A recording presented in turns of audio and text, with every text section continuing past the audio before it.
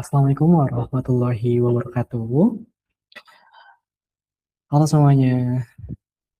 Kenalin, saya Mukhlas dari kelompok 3, yang dimana kelompok 3 itu ada 3 anggota sebenarnya teman-teman, yaitu ada dari Talita dan juga ada dari Naisila.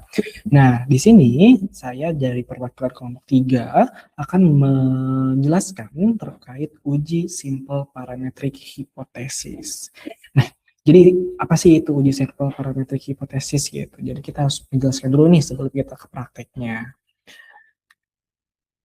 Oke, apa itu hipotesis terlebih dahulu? Hipotesis adalah dugaan sementara yang akan diuji dengan data. Jadi ketika teman-teman misalnya nih ada data yang harus diuji apakah itu benar atau enggaknya, nah kita bakalan uji apakah data itu dugaan kita tuh benar atau enggaknya dengan data tersebut.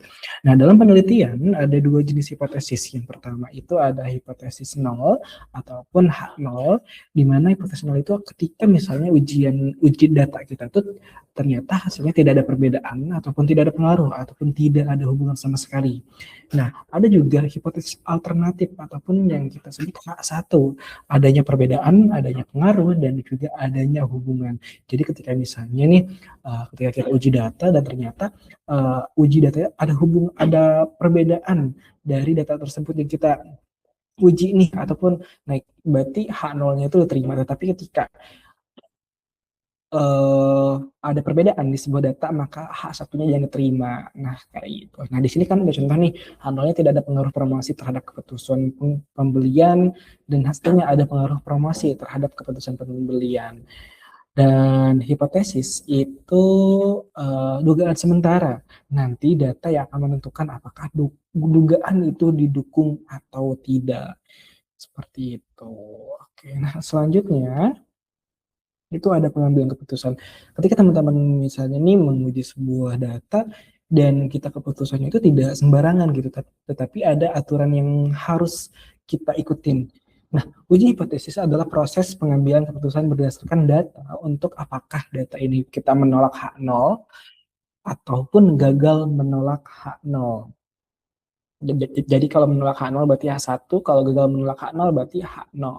Nah, dasar pengambilan keputusan itu dari mana gitu? Yang pertama, jika signifikan itu kurang dari 0,05, maka H0 ditolak.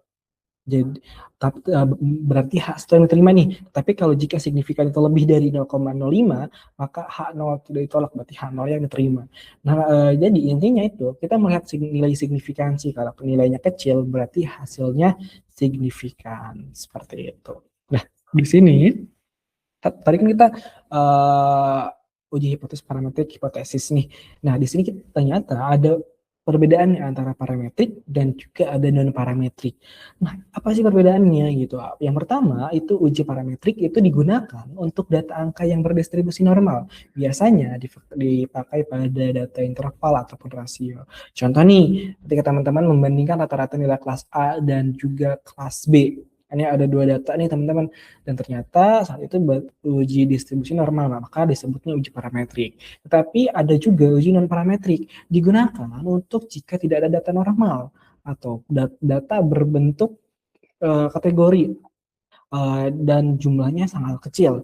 Nah, di sini contohnya menguji tingkat kepuasan responden dari skala sangat puas sampai sangat tidak puas.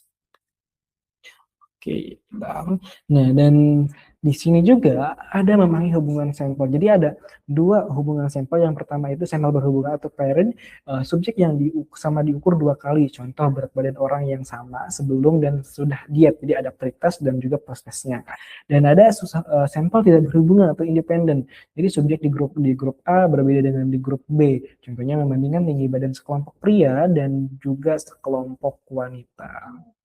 Nah, di sini kita bakalan langsung ke kasusnya, di mana saya ada sebuah kasus tentang di sebuah kantoran. Oke, sebentar kita bakalan cek terlebih dahulu. Di mana kita ada sebuah kasus Kasusnya itu adalah tingkat kepuasan kerja karyawan merupakan salah satu indikator penting dalam melihat kualitas lingkungan kerja dalam satu perusahaan. Tingkat kepuasan kerja ini diukur menggunakan skor indeks kepuasan kerja dalam skala 0 sampai 100. Seorang peneliti ingin meneliti tingkat kepuasan kerja karyawan pada perusahaan retail di Jakarta. Untuk tujuan tersebut, peneliti mengambil 20 sampel karyawan secara acak dari beberapa perusahaan retail.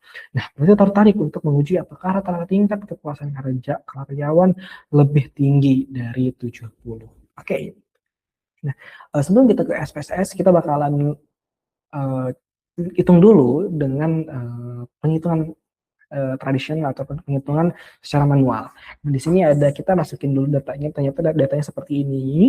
Ada 20 data dan skor kepuasannya itu ada dari 72, 68 dan seterusnya. Nah, di sini ada langkah-langkah penelitian hipotesis. Yang pertama, nyatakan hipotesis.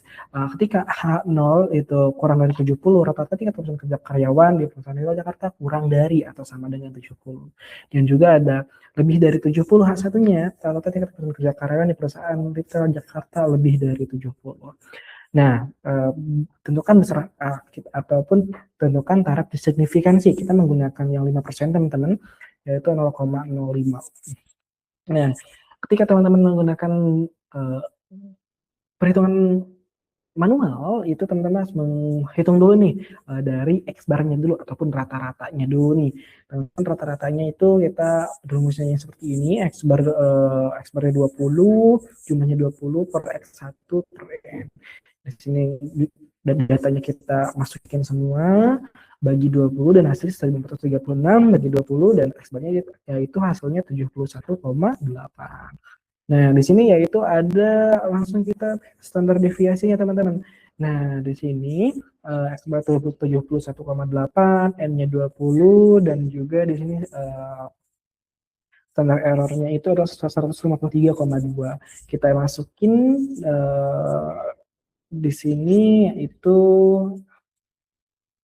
dari hasilnya 1053 dibagi N1 per 19 itu hasilnya 2840. Sehingga kita masuk teh hitung teman-teman, teh hitung X bar min U per S per garis miring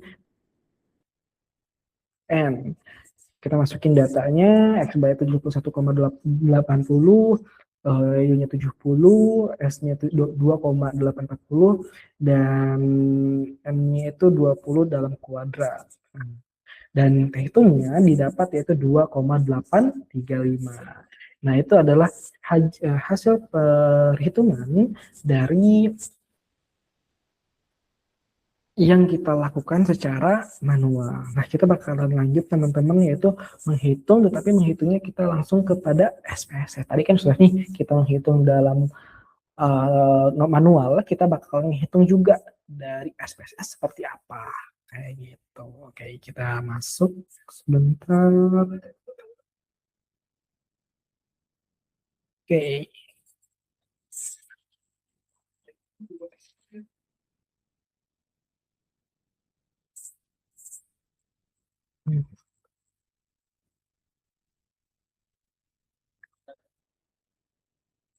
Nah, sebelum itu teman-teman, teman-teman harus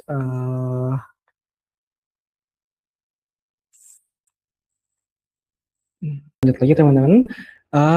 Jadi teman-teman harus buka dulu SPS-nya. Ini saya menggunakan SPS terbaru, dan kita setelah membuka SPS kita harus langsung masuk ke variable view dan kita lihat dulu di name-nya atau apa. Kita tadi kepuasan kerja. Oke. Saja kepuasan kerja, kita desimalnya kita pilih 0 biar nolnya tidak diulang ke banyak. Oke. Nah, di sini metode kita scale karena data kita itu adalah data numerik. Jadi kita pilih yang scale. Nah, setelah itu kita masuk ke sini, kita adjustment dulu. Data yang tadi kita punya itu kita masukin dulu nih teman-teman. Masukin dulu. Oke.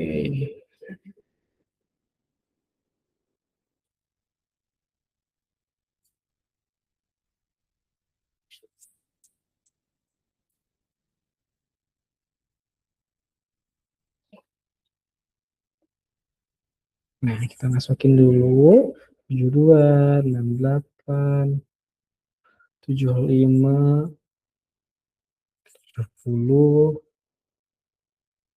69, 74, 71, 73, 76, 68, 72, 69, 74, dan 67, 73, 71, 75, 77, 70, dan 72. Oke, nah ini adalah data yang kita punya teman-teman. Dan setelah itu kita harus ngapain lagi nih gitu. Nah, setelah itu teman-teman pilih yang analyze teman-teman. Dari sini dari analyze kita pilih compare means, dari compare means kita ke one simple t-test. Dan yang kepastian kerja kita pilih ke test variabel dan test value-nya tadi kita berapa? 70. Masukin 70 dan kita aja. Kita tinggal tunggu hasilnya ini. Hasilnya tadi sama nih dari main-nya itu adalah 71,80. Apakah sama? Dan juga standar DPS juga sama 2840. Dan T hitungnya 2835 tadi juga sama dengan T hitungnya. Dan DF-nya 19. Nah, di sini signifikansinya adalah 0,011. Sehingga kita bisa dapat simpulkan teman-teman. Kita dapat simpulkan bahwa berarti adalah H0 ditolak. Berarti H1-nya yang diterima. Artinya apa? Artinya ada perbedaan ataupun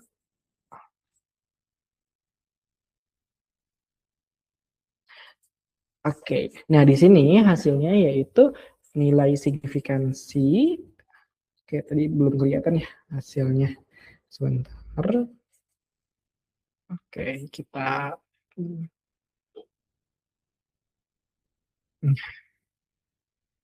Oke, di sini ya. Oke. Udah kelihatan ya. Sorry, tadi gak kelihatan teman-teman. Nah, di sini teman-teman bisa lihat dari minnya 7180, dari standar deviasinya 2840, T hitungnya 2835, dan juga DF 19. Jadi itu tadi sama ya dengan dua hitung. Nah, signifikansinya yaitu 0,11. Artinya apa? Artinya teman-teman di sini berdasarkan hasil one simple t-test diperoleh nilai signifikan ataupun totalnya sebesar 0,11.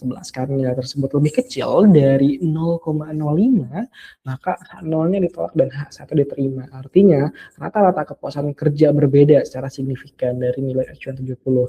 Nilai rata-rata diperoleh sebesar 71,80 sehingga rata-rata kepuasan kerja cenderung lebih tinggi dari 70. Nah, kalau misalnya kita lihat dari yang manual gitu. Sama, kita lihat dulu ya. Oke, bentar. Kita lihat dulu nih, apakah yang Oke, sudah berubah. Di sini sudah berubah, teman-teman. Kita scroll ke bawah.